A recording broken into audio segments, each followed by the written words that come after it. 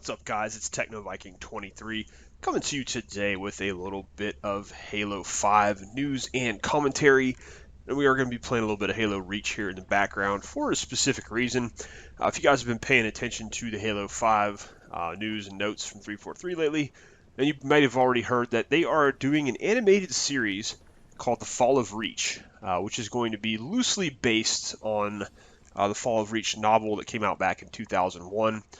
A long time actually before the game Halo Reach came out. So that's some pretty interesting news and something I was kind of excited about when I first read it.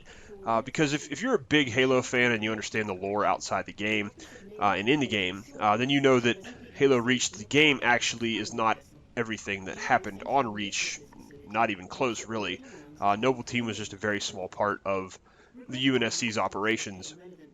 On Reach, they just had the very important task of obviously getting Cortana to Master Chief at the end of the game, which, big spoiler there, if you guys haven't played this game, it's 5 years old, so that really shouldn't be much of a spoiler to anybody. But a lot of fans, interestingly enough, Reach is one of those Halo games. It's kind of a split. A lot of fans of Halo don't like it. A lot of fans of Halo, like myself, love it. I think it's one of the better games in the series, but then again, a lot of people think it's the worst game in the series. And I think a lot of those people, it comes from mainly part of the problem is that the game didn't really follow the novel like to the letter. And I know a lot of gamers were upset by that, and that's okay because at the end of the day, there's a lot of purists in Halo, and that's fine. It's no big deal. And I personally don't have much of a problem with it. Yeah, they did take a few liberties with the game versus the book, but you're never going to fully get the novel experience in a game or a movie or anything. It's kind of like Jurassic Park. That's one of my favorite books ever. And Jurassic Park, the book, is superior in just about every way to Jurassic Park, the movie. But if they tried to make the movie like the book, it'd be like 17 hours long. So kind of the same thing with Halo Reach. If they had tried to make it exactly like the book, this game would have been as huge like Mass Effect 3 or something. It would have been an absolutely massive game, which would have been kind of cool. But, that having been said, moving on. Anyways, so what this series is going? It's going to be an animated series. I'm imagining it's going to be a little bit like the Halo Nightfall series that came out with Master Chief Collection, except of course it's going to be anime, CGI mostly. And there is a trailer for it. I'll go ahead and link to that down below. You guys can go check out the trailer. The trailer's got Dr. Halsey in it doing most of the commentary. It's about 45 seconds long, and she's basically talking about how humanity is advancing, but sometimes you can advance too quick, and you find bad things when you do that.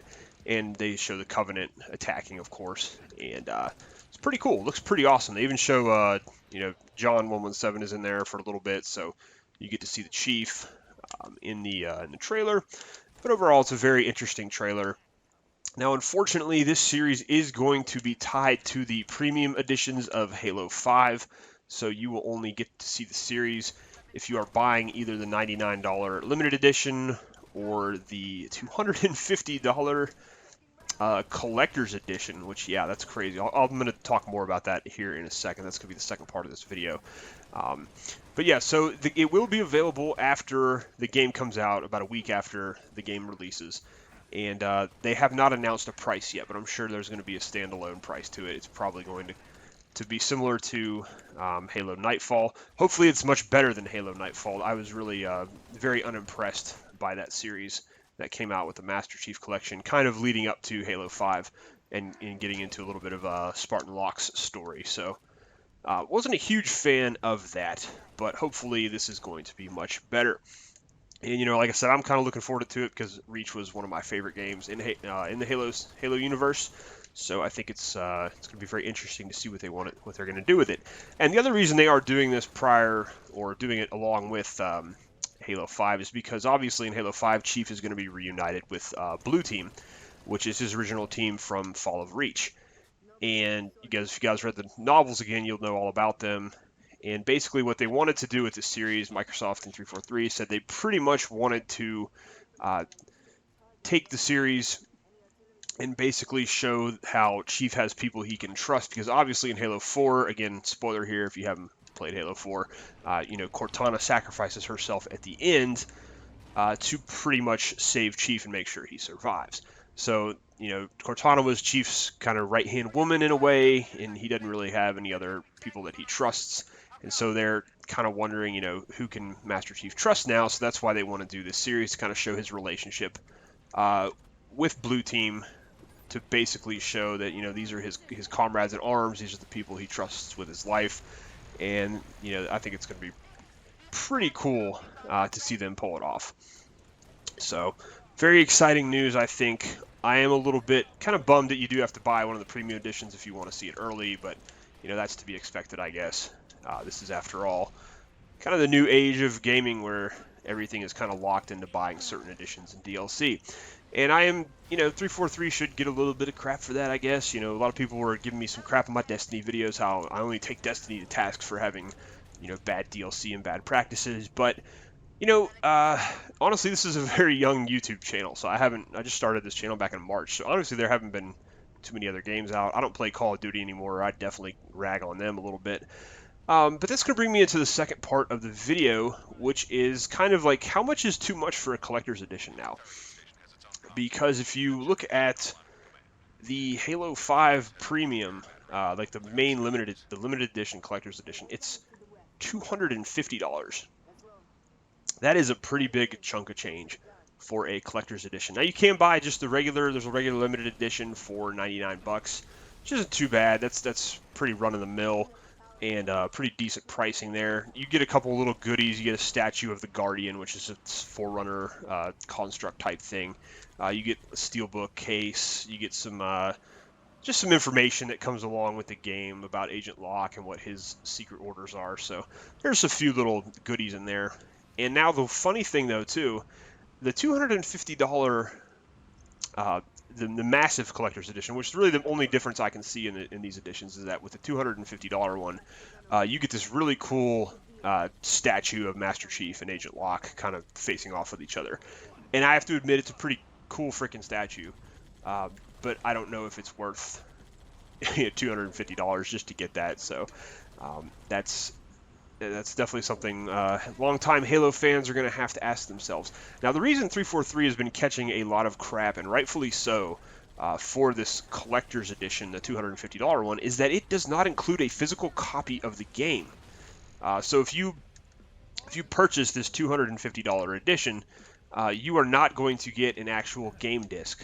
You're only going to get a code to download the game digitally, which I think is a huge, huge, huge issue. Because here's the thing: a lot of the times when you buy a game, when you pre-order a game, which again I don't recommend ever doing, if you buy a game these days and you take it home, you play it, and you realize you really don't like the game, or maybe you just get tired of the game. One of the cool things is nowadays is you can usually trade your games in somewhere or resell them on eBay or Amazon or something. You usually have options to kind of recoup some of your money, and then maybe use that to try out or buy another game. Or, if you want to trade it into GameStop, which I know a lot of people don't like to hear that, but, I use GameStop every once in a while, and the guys at my GameStop are pretty cool, so I don't really give them too much crap. It just depends. Again, it's gonna be different for everybody. But that's kind of the thing, is if you purchase this big $250 collector's edition, then, you get tired of Halo 5 or you get bored of it, you may actually want to trade it in, like I said. But if you buy this $250 collector's edition, that's definitely not going to be an option for you. You're not going to be able to do that. So a lot of people are very upset. 343 said they did not think there would be this big of backlash about it when it first came out, but quite honestly, they should have expected it at this point, given how how much of a problem they've had with the community since Master Chief Collection and even with Halo 4. So I really think they screwed up by doing this, but it will be interesting to see if they actually decide to make up for that, if they do any kind of special edition for it, and decide to, to give the fans something special. But we'll see. We'll see what happens. So that's one thing, guys. What's your opinion? How much is too much for a collector's edition? Do you think $250 is a bit ridiculous for the Halo 5 collector's edition? Do you think it's bad that they're not going to have a disc, a physical game disc with that? Because here's the funny thing: the $99 limited edition is going to have a physical copy of the disc. So again, just very curious decision by 343 to do this. It's very interesting. So that having been said, I think it's still pretty somewhat optimistic about Halo 5, as I've been saying.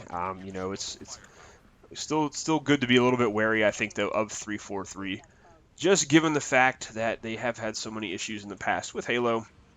But it seems like they are trying pretty hard to make up for that, and we're going to see pretty soon. The game will be coming out in October. We're going to see if they can live up to the hype they've been creating so far. They've been putting out a lot of really good information about the game, and that's, you know, it's got me pretty excited. Although, like I said, I'm remaining cautiously optimistic because after, you know, I was really done getting hyped for games after Colonial Marines came out way back in the day. If you guys remember Aliens Colonial Marines and the disaster that thing was when it came out. That was one of the games I had been looking forward to for a very long time and just was completely disappointed. That should have been the last time I ever pre-ordered a game, but of course I made that mistake with Destiny, and I swore to myself, that's it, no more. We're not going to make that mistake again. You know, no matter how awesome or how cool a game looks, or especially with Halo, you know, how exciting Warzone looks for the game, definitely not going to get too excited. Going to wait and see. We'll see what happens when the game releases. I'm very looking forward to seeing some unbiased reviews on it from some of the sources I like to watch for reviews. And yeah, going to be it'll be a very interesting time because I'm ready for a new first-person shooter. Like you know, you guys obviously know my disappointment with Destiny.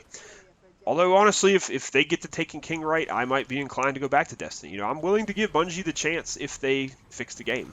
That's definitely something I'm willing to do. It just doesn't, you know, from what I've seen, their track record and everything so far, it just doesn't seem like they are really all that interested in it. But like I said, stranger things have happened. Who knows? We'll see. We'll see what happens with all these. That's really the fun thing. There's a lot of good games that are going to be coming out here in the next few months after E3. We got a lot of good teasers. Looks like a lot of interesting stuff coming out. So good time to be a gamer, I guess, finally for next gen. I think we're finally going to start to see some games that take advantage of the new consoles. And hopefully some good new action games, first-person shooter, whatever you're looking for. I'm personally ready for a good new first-person shooter. I have, you know, like I said, I haven't played Call of Duty in a long time. I really kind of fell off the Call of Duty wagon a long time ago. Battlefield also got kind of boring for me. So I'm just hoping that Halo 5 will maybe reinvigorate the FPS kind of genre. Because Destiny was supposed to do that, but then it turned out to just be, you know, just the same old thing all over again. And that's going to about do it, guys. So anyways, let me know your comments below. Let me know if you're excited to see this Fall of Reach series that's going to be coming out. I think it's going to be pretty cool. I hope it's going to be pretty cool.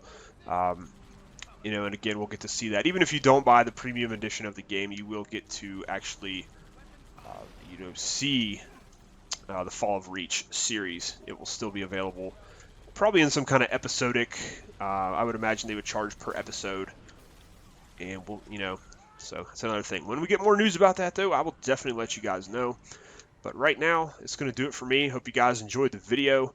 Let me know below, of course, again, your thoughts and comments. You know, what you're looking forward to with Halo. If you're still, you know, a diehard Halo fan, if you're disappointed, if you're done with Halo, or if you're gonna, you know, give 343 another chance with Halo 5 and give them a chance to basically prove themselves again and, you know, see if they can't make a really good game this time around, which I think we all need. Anyways, guys, hope you're having a great day. Thanks for watching, and I'll see you again next time.